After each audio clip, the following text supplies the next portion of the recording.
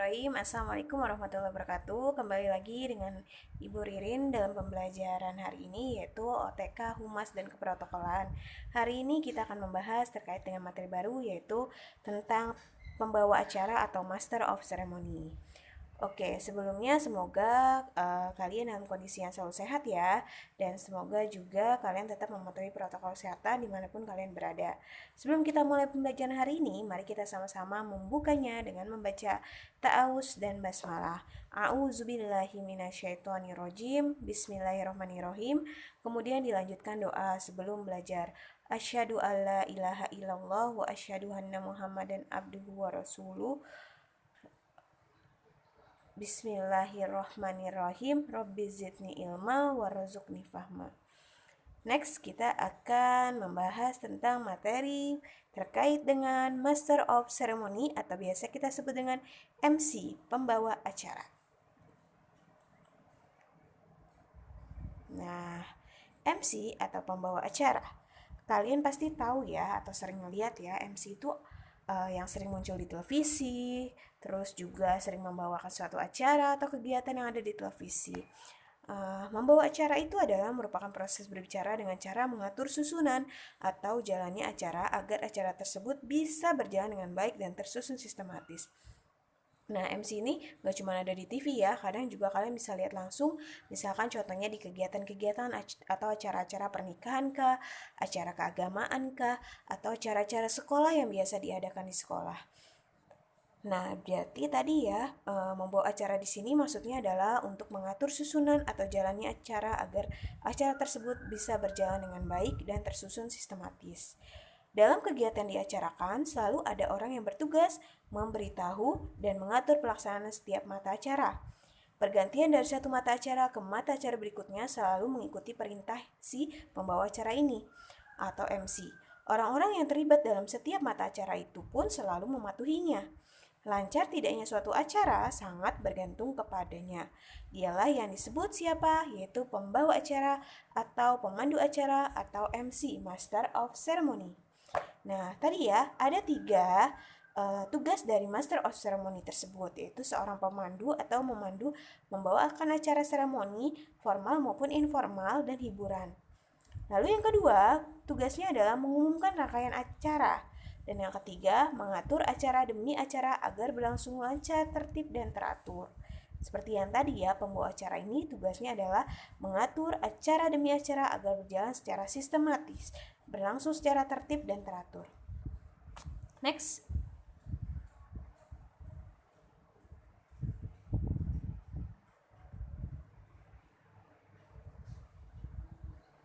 Oke, untuk membawa acara sendiri, biasanya tadi ya, Master of Ceremony itu kependekan dari MC. Nah, artinya adalah penguasa acara, pemandu acara, pengendali acara, pembawa acara, pengatur acara, atau pemimpin upacara.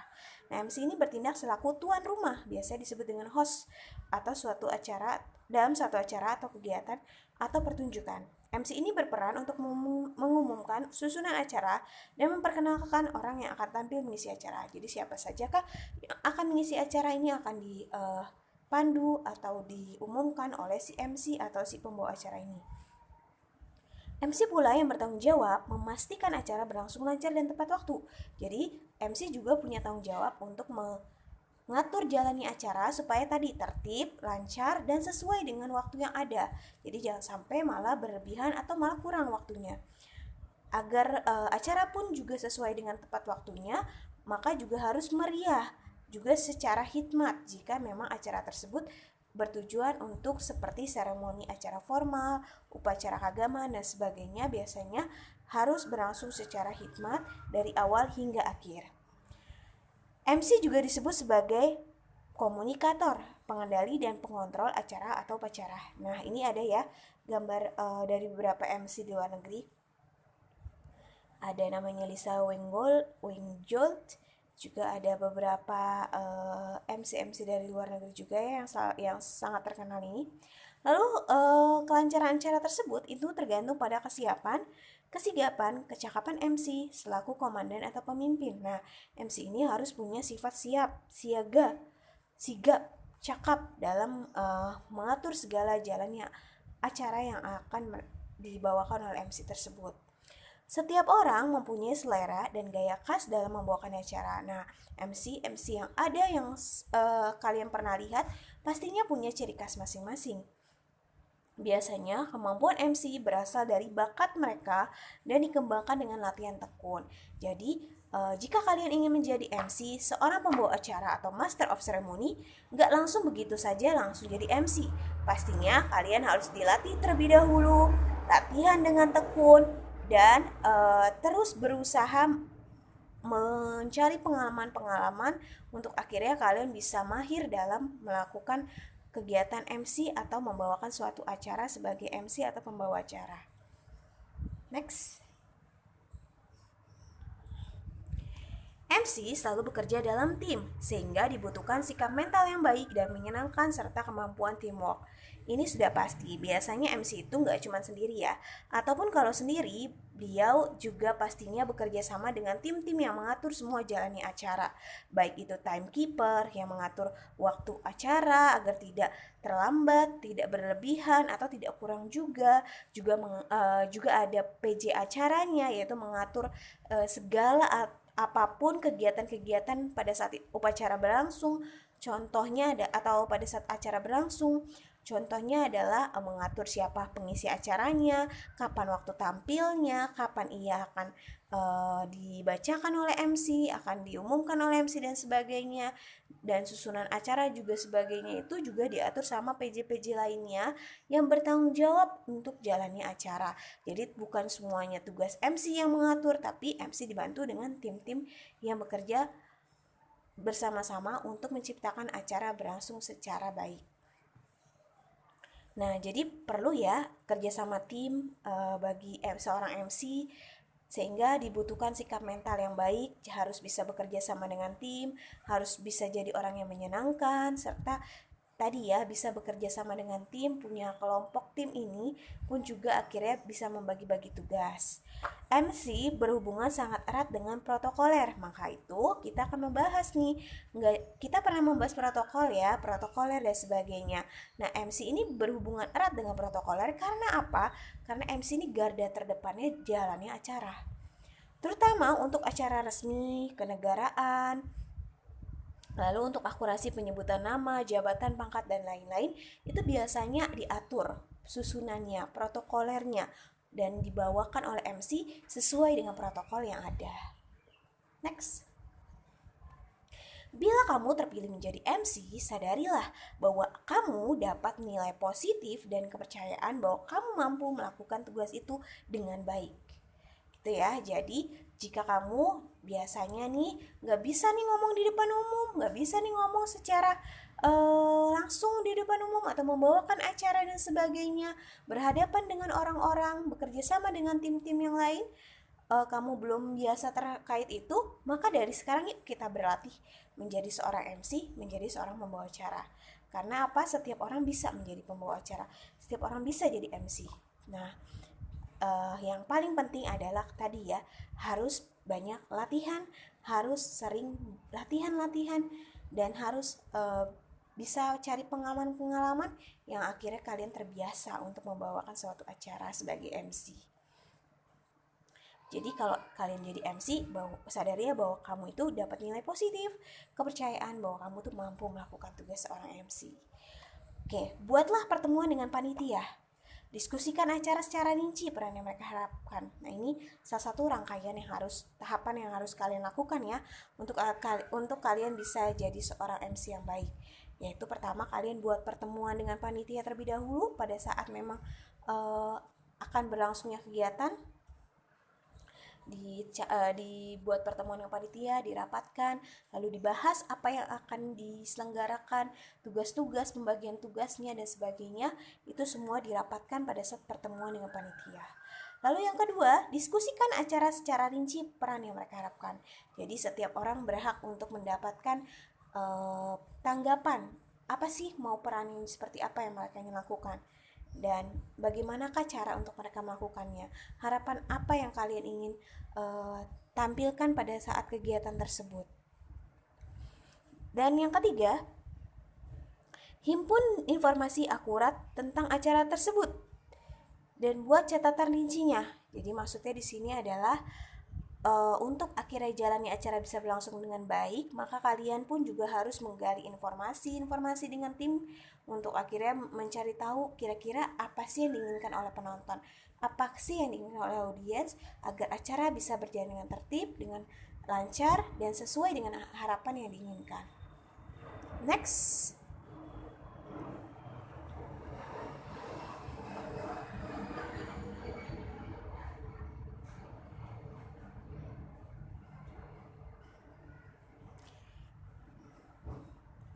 Oke, kita perlu mengetahui dulu peralatan yang akan kita gunakan. Ya, sebagai seorang MC, kita harus tahu dulu peralatan apa yang ingin kita gunakan. Apakah kita membutuhkan sound system kah? Atau kita menggunakan mikrofon kah? Atau apapun peralatan yang bisa kita gunakan sebagai MC. Juga harus tahu harus ada tamu-tamu ya pastinya ya, nggak mungkin MC tuh ngomong sendiri nggak ada orang di depannya, nggak ada yang dengerin. Nah itu juga nggak bagus. Jadi harus ada tamu-tamu yang akan hadir dan disesuaikan tamunya siapa saja, apakah termasuk golongan VVIP, apakah termasuk golongan VIP. Lalu pengisi acara. Nah pengisi acara siapa nih yang terpilih sebagai pengisi acara dalam agenda acara yang akan kita bawakan? Selanjutnya adalah dekorasi.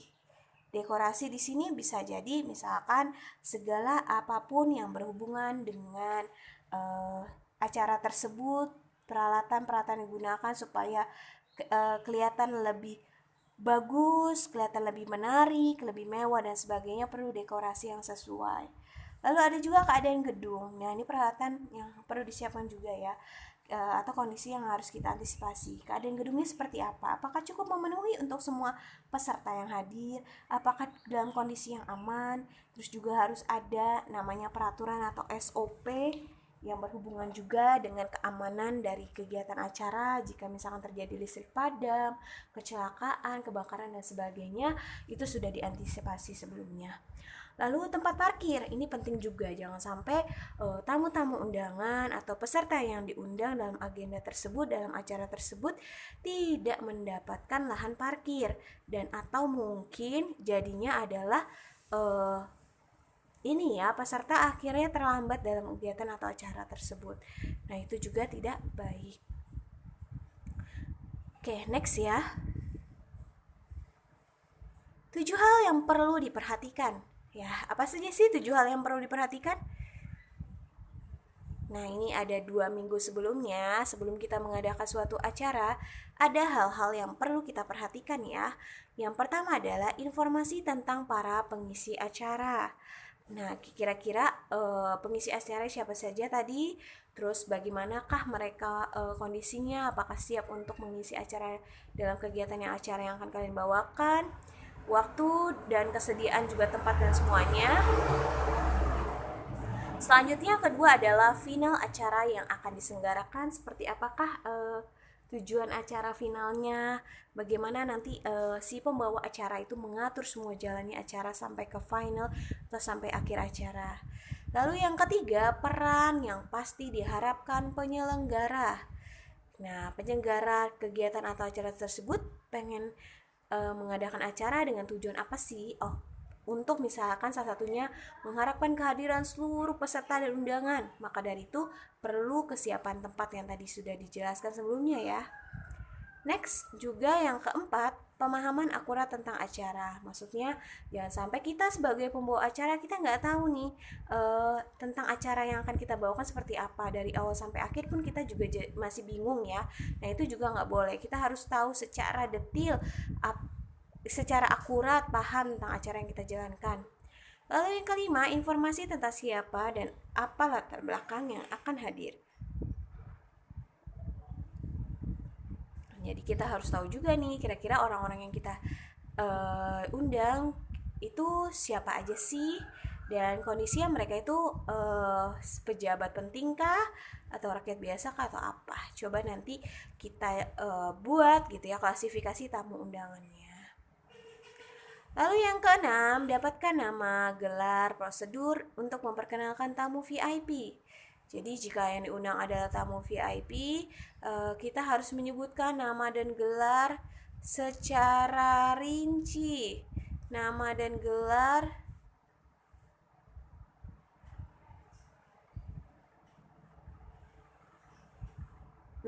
gelarnya secara rinci, dan juga harus tahu secara detail apa saja kriteria dari si peserta atau si undangan acara tersebut. Lalu juga harus yang ketujuh, melakukan riset terlebih dahulu sebelumnya tentang setiap pembicara penting dan para pengisi acara.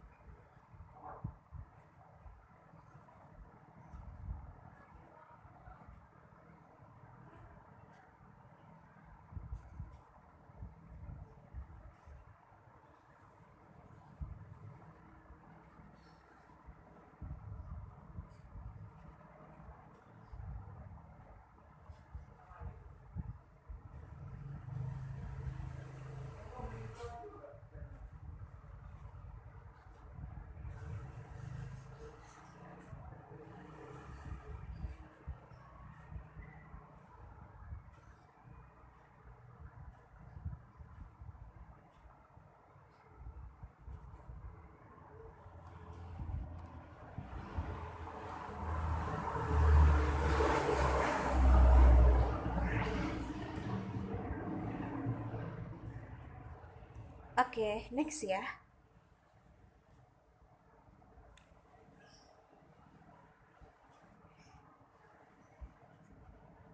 Tadi sudah merupakan 7 hal penting yang harus kita perhatikan sebelum jalannya acara. Sebagai MC maka perlu persiapan lebih lanjut ya. Untuk latihan 1 minggu sebelumnya, baca dengan bersuara nama dan informasi orang yang akan diperkenalkan. Jadi untuk pelatihan kira-kira cari waktu tempat kok yang sepi, terus kita coba latihan untuk melafalkan atau berbicara terkait jalannya acara dengan cara tadi ya, baca dengan bersuara nama dan informasi orang yang akan diperkenalkan.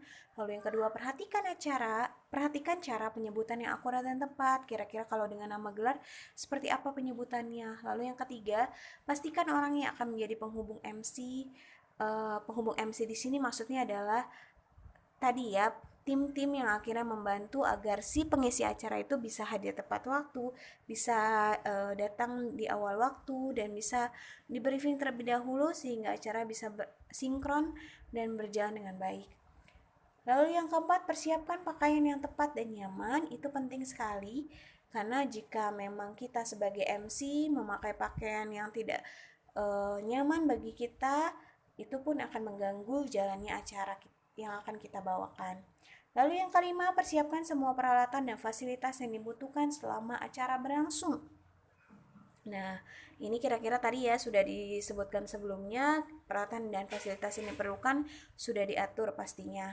Lalu yang keenam, cek lokasi bila perlu dan hadir pada waktu gladi resik. Jadi cek nih lokasinya, kita lihat panggungnya seperti apa, kita lihat kondisi tempat acaranya seperti apa, dan kira-kira ini ya persiapan apa yang kurang, fasilitas dan sarana apa yang kurang. Nah, dan pastinya hadir pada waktu gladi resik itu supaya kita bisa lebih siap sebagai MC. MC membutuhkan apa saja? Jadi ini yang biasanya dibutuhkan oleh MC selain dari peralatan yang ada. Yang pertama adalah rundown acara dari menit ke menit, daftar semua pembicara atau moderator dengan informasi yang jelas dan akurat, lalu ketentuan untuk memperkenalkan atau menyebut tamu VIP yang hadir, memperhatikan waktu untuk setiap pembicara, dan kelima, daftar semua materi dan benda yang akan dipamerkan atau diinformasikan. Yang keenam, daftar nama panitia atau protokol. Yang ketujuh, daftar nama sponsor untuk ucapan terima kasih bila dibutuhkan. Dan yang kedelapan, tempat atau ruangan yang akan digunakan pada saat break atau ruang makan, sholat, toilet, dan lain-lain. Itu ya, biasanya administratif banget yang harus disiapkan oleh MC. Oke, ini adalah yang harus diperhatikan juga ya. Ada 3T. 3T ini kita singkat dengan timing waktu, taste, sama take. Timing waktu itu artinya adalah perhatikan jangan berbicara bertele-tele. Jadi karena waktunya mungkin acaranya sangat singkat, maka kita tidak perlu berlama-lama dalam membawakan acara. Atau mungkin waktunya masih lama menunggu pengisi acara hadir, maka kita coba isi dengan ice breaking ataupun kegiatan lain yang bisa mengulur waktu tapi sesuai dengan batas waktu, sesuai dengan rundown yang ada. Lalu selanjutnya taste. Taste di sini artinya perhatikan suasana, selera para tamu, sesuaikan gaya bicara dan kata-kata, jangan sampai menyinggung atau mungkin tamu yang undangan malah tidak ngerti apa yang kita bicarakan ya. Bila hendak memasukkan humor, perhatikan agar tidak menyinggung perasaan tetapi mampu menambah keceriaan dan kehangatan suasana. Nah, humornya juga jangan humor yang krik-krik ya, tapi humor yang bisa membangkitkan semangat acara, juga menambah keceriaan dan kehangatan jalannya acara. Lalu yang terakhir 3T di sini adalah take. Take di sini artinya bersikap arif dan bijaksana dalam berkata-kata dan bertindak untuk menghindari kesan negatif. Jadi sebagai pembawa acara pun juga kita tidak boleh terlalu lincah. Maksudnya adalah kesana kemari tapi akhirnya tidak menjadi acara tidak menjadi acara yang menarik ya, karena ngelihat penampilan kita yang kesana kemari jadi pusing gitu kan, terus juga akhirnya menimbulkan kesan negatif atau kata-kata yang kita keluarkan yang tadinya mau bercanda-bercanda tapi malah menyinggung gitu karena tidak sesuai kata-katanya.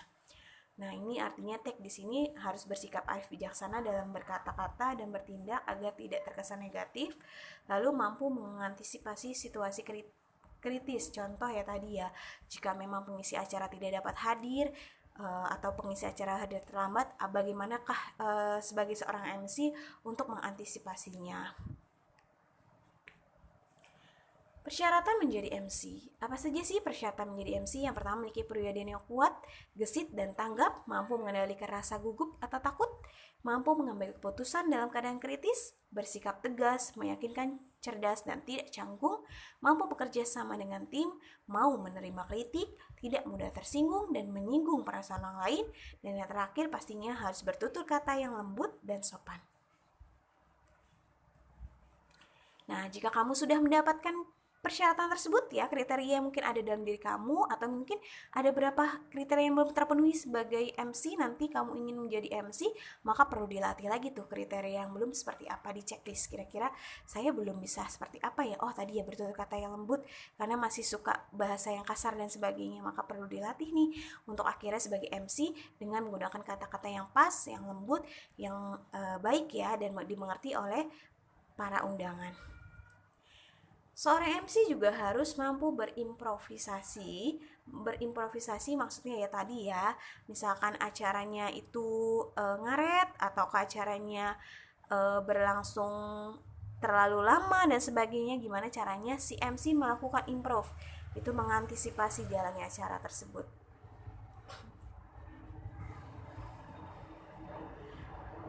Berimprovisasi dari naskah, berbicara secara spontan, membaca naskah dengan persiapan, membaca naskah dengan tanpa persiapan. Oke, next ya. Tips untuk mempersiapkan diri, yang pertama adalah latihan pernapasan. Pertama, kalian misalkan harus dengan bahasa yang cepat kah, atau harus dengan intonasi yang kuat, maka perlu diaturnya pernapasannya. Pada saat berbicara jangan sampai kita ngos-ngosan bawaannya, atau pada saat kita lagi ngomong, pada saat kita lagi berbicara membawa ke suatu acara, tapi kita udah capek duluan. Nah, padahal panjang gitu ya, sampai 2 jam atau 3 jam acaranya. Gimana caranya kita bisa melatih dulu pernafasan kita secara baik dalam waktu 10 menit setiap hari. Lalu yang kedua, latihan relaksasi rahang, bibir dan lidah. Nah, kayak seorang penyanyi ya, misalkan kalau dia mau nyanyi dia nggak boleh minum es, dia harus latihan vokal terus, gorengan dan sebagainya dihindari. Nah, itu merupakan salah satu syarat untuk akhirnya dia bisa tampil dengan baik. Pun juga MC seperti itu, harus bisa mempersiapkan dengan baik kondisi badan atau kondisi tubuh kita terkait dengan relaksasi rahang, ya sampai cedera rahang ya, karena tadi apa? Karena tadi ya tidak siap-siap, tidak latihan dulu, akhirnya terlalu bersemangat ngomongnya, ini bisa jadi rahang itu bisa cedera karena tadi ya terlalu kaku atau terlalu lama gitu berbicara, akhirnya rahangnya jadi bisa cedera. Lalu bibir dan lidah juga harus direlaksasi. Maksudnya tadi ya, bibir sama lidah tuh jangan sampai jadi kaku pas ngomong. Apalagi kalau misalkan membawakan dengan bahasa Inggris, maka harus bisa lancar. Dengan relaksasi bibir dan lidah ini membantu kita untuk akhirnya kita bisa siap. Lalu yang ketiga, latihan relaksasi seluruh tubuh 10 menit setiap hari. Nah, itu relaksasi seluruh tubuh ini maksudnya adalah tubuh kita pun pada saat kita membawakan suatu acara dengan tampil yang fresh, dengan fit gitu ya, tidak dengan lemah, lesu dan sebagainya. Lalu yang keempat, latihan membaca dengan bersuara. Nah, ini bisa misalkan kita coba rekam nih, suara kita sudah pas belum ya? Pada saat kita ngomong, pada saat kita berbicara nanti, apakah intonasinya sudah pas, ataukah bahasa yang kita gunakan itu sudah benar dan sebagainya. Kita bisa dengan cara merekam suara kita menggunakan alat perekam dan melakukan evaluasi dari waktu ke waktu. Misalkan kira-kira yang masih kurang apa saja. Lalu yang terakhir, kembangkan 8 unsur suara yang efektif. Nah, kembangkan 8 unsur suara yang efektif itu misalkan pada saat kita mau berbicara serius, maka seperti apa sih caranya? Atau pada saat kita mau berbicara secara humor, lucu, menyenangkan dan sebagainya, karena acara yang kita bawakan itu bersifat yang lucu, yang humoris, non formal dan sebagainya, maka kita bawakan sesuai dengan acaranya. Next.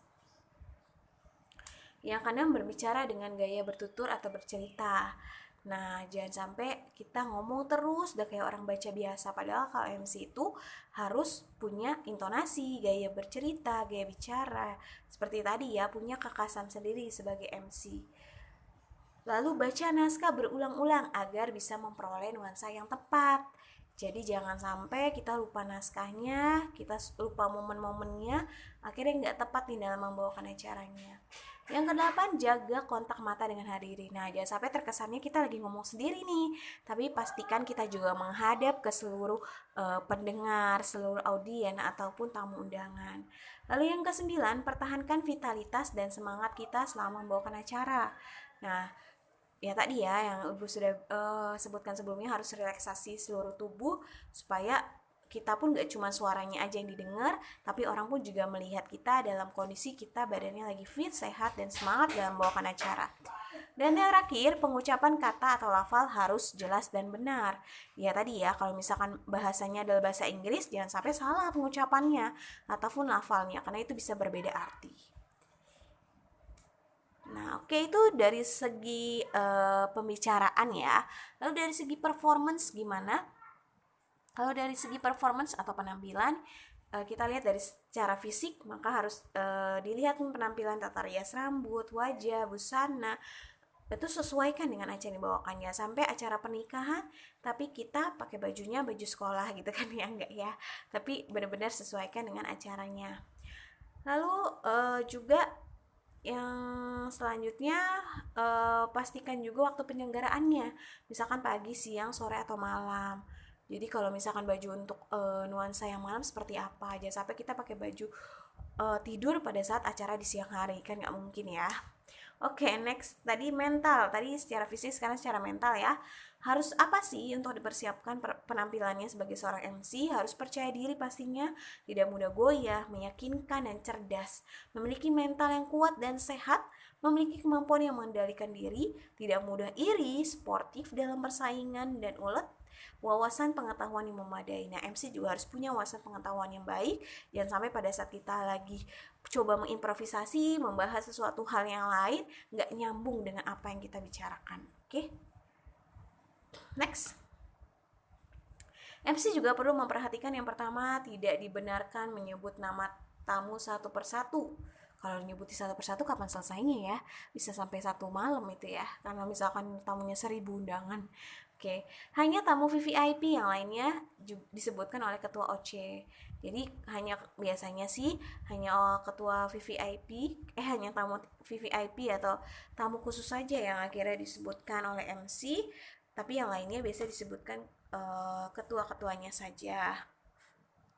Lalu tidak dibenarkan memberikan ulasan atau komentar atau tanggapan terhadap hal yang telah disampaikan pembicara.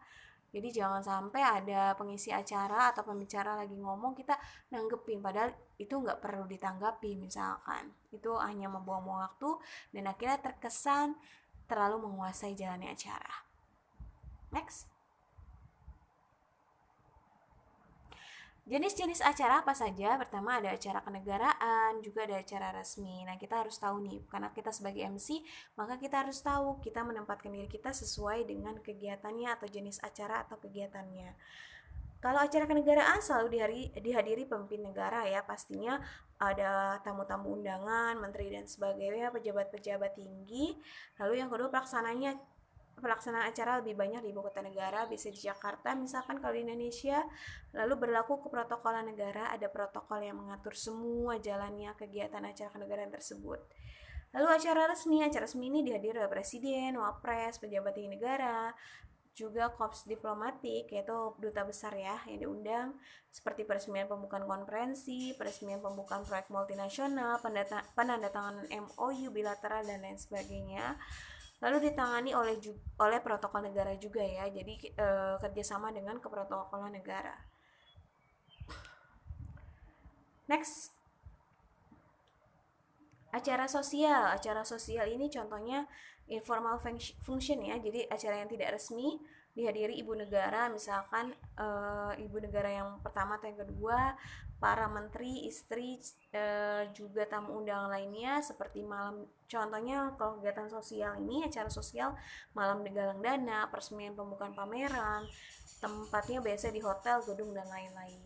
Lalu acara keluarga bisa semi-resmi dan hiburan, seperti HUT, hari ulang tahun, khitanan, kelahiran, pernikahan, syukuran, wafat, dan lain sebagainya.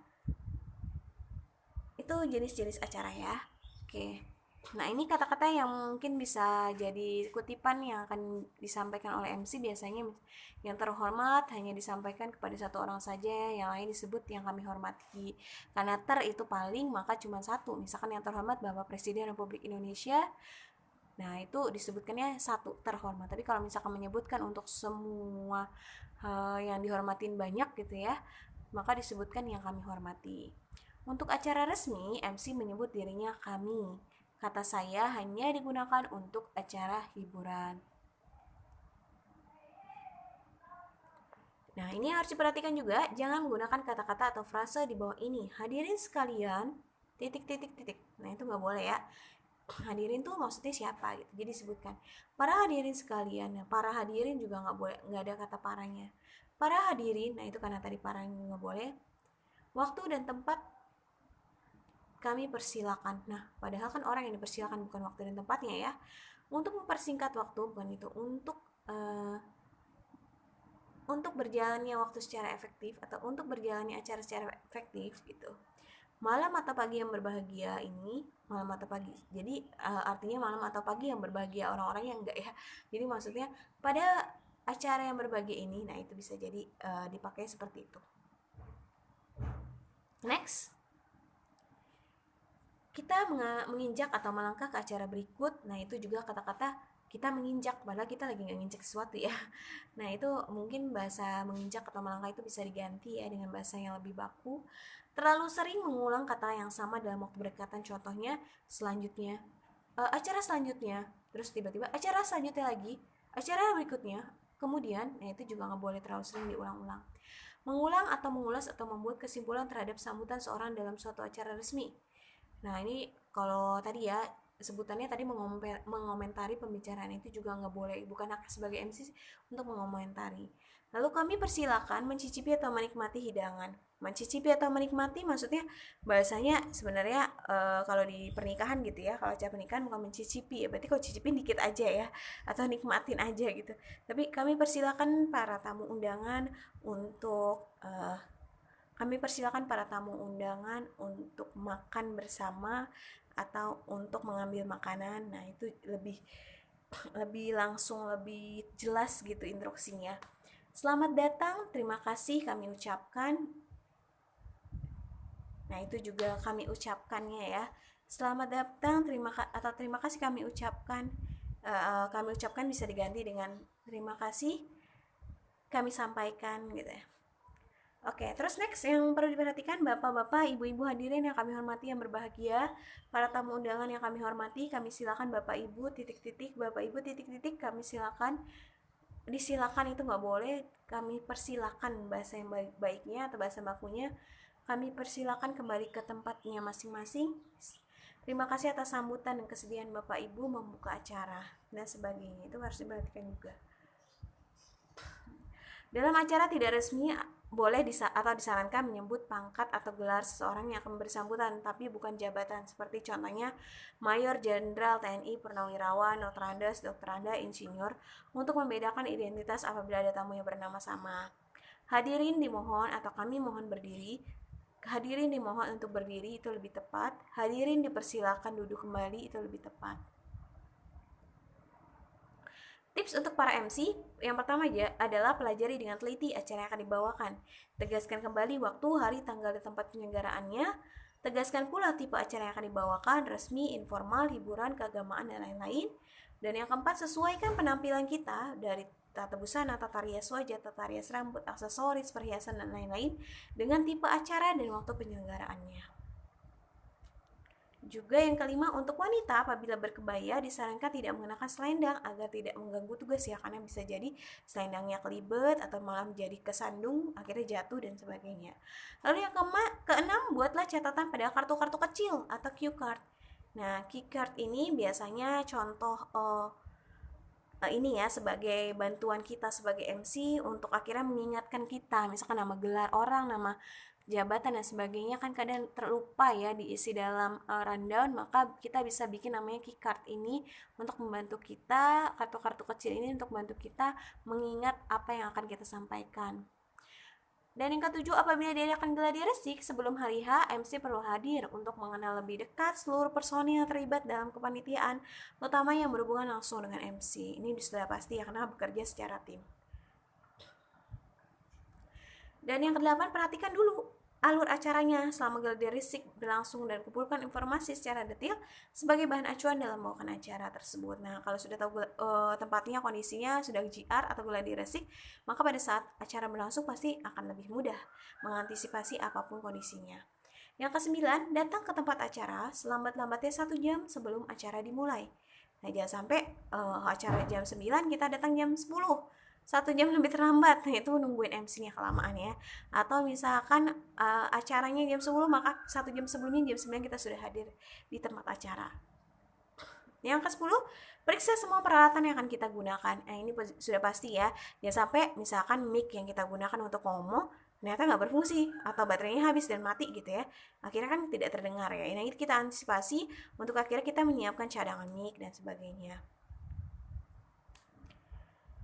Yang ke-11, persiapkan mental kita sebaik mungkin. Lakukan latihan pernafasan dan relaksasi sesering mungkin.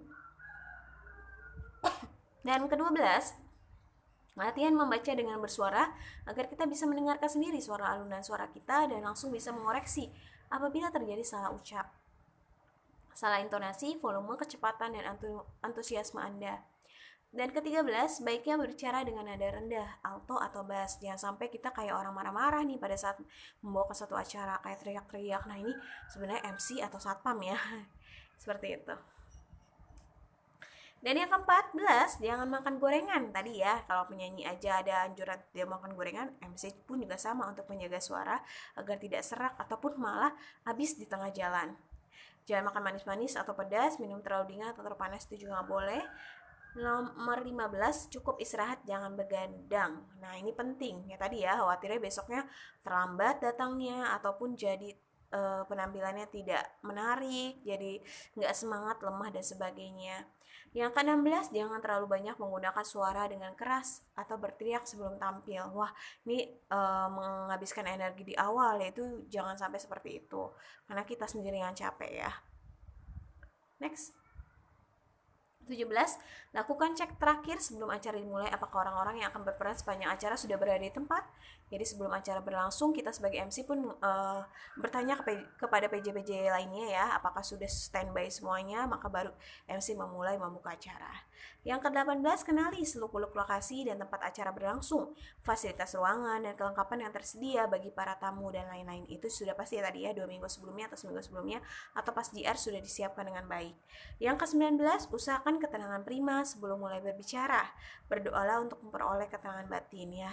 Seperti doanya Nabi Musa ya, yang akhirnya meminta dimudahkan untuk pelafalan dalam berbicara gitu ya. Itu juga penting supaya kita pun juga jadi lebih tenang, lebih pede, percaya diri dalam membawakan suatu acara. Ke-20, mulailah berbicara pada saat Anda mencapai ketenangan prima. Jadi kalau misalkan kita masih deg-degan, grogi dan sebagainya, jangan mulai dulu acaranya.